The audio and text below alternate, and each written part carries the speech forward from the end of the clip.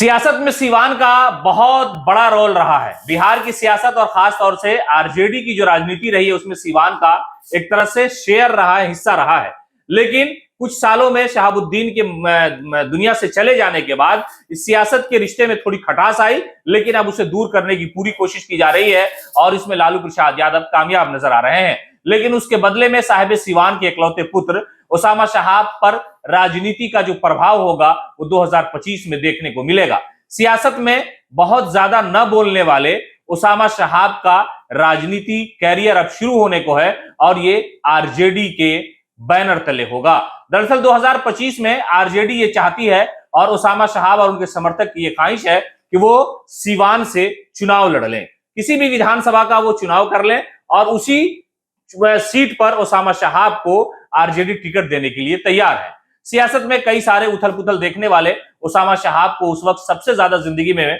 मायूसी हाथ लगी जब वो अपने पापा का जनाजा लेकर के दिल्ली की गलियों में घूम रहे थे। उस वक्त लोगों ने कहा कि बेटे के कंधे पर जिम्मेदारी सियासत की आती है, लेकिन यहां तो जनाजा उठाने से उसका कंधा बोझिल होता जा रहा है। लेकिन उसके बाद हालात बदलते चले गए, उसामा को जेल भी जाना पड़ा और लोगों ने आरजेडी को इस दौरान कोसना भी शुरू कर दिया। लेकिन अब देखिए, कोसों दूर रहने वाले दोनों परिवार ने आपस में फिर से संबंध को मधुर बनाने की पूरी कोशिश की और इसमें मध्यस्थता की राजद सुप्रीमो लालू प्रसाद यादव ने। दोनों परिवार के सियासी सूझबूझ वाले लोग एक जगह बैठ करके इस बात को तय कर चुके हैं कि उसामा शहाब को बिहार विधानसभा में चुनाव लड़ाया जाएगा और वो आरजेडी के टिकट पर ही चुनाव लड़ेंगे। हमने इस बात का खुलासा आज से 10 दिन पहले किया था कि उसामा शहाब चुनाव लड़ेंगे और लड़ेंगे तो आरजेडी के टिकट पे लड़ेंगे, इसलिए कि लोकसभा चुनाव के दौरान उसामा शहाब से मिलने के लिए अगर कोई पटना का व्यक्ति जाता था तो उसामा उनसे जरूर ये पूछते थे कि मीसा दीदी का चुनावी सियासी पारा क्या है,